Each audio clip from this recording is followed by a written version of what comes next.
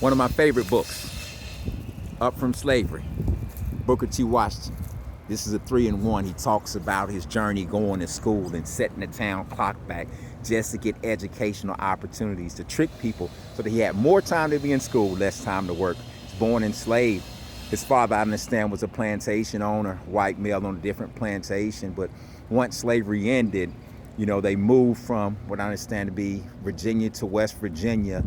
His father, his stepfather at the time, he worked with him in the coal mines and different mines like that. But he also wanted to go to school, and ultimately he was afforded that opportunity after overhearing some folks talk about a school opening up, which would later become, if I remember correctly, Hampton University.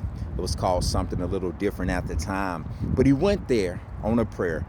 Didn't have all the money he needed, did not have a guarantee that he would be admitted into the school, but ultimately he was. He talked about sleeping up under the sidewalks on the way.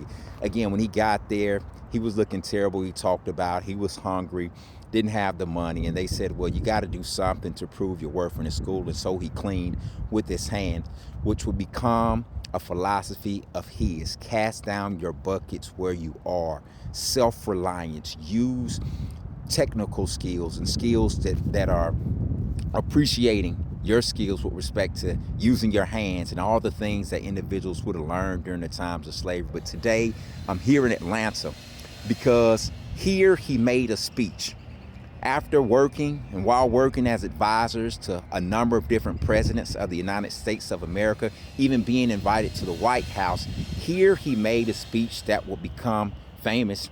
Again, cast your buckets where you are. Another thing that he said that I like, Booker T. Washington, was that, no race will be successful until they understand that the individual who writes the poem is just as valuable and necessary as the individual who works and plows the fields. So I'm going to switch it around and let you see this historic marker.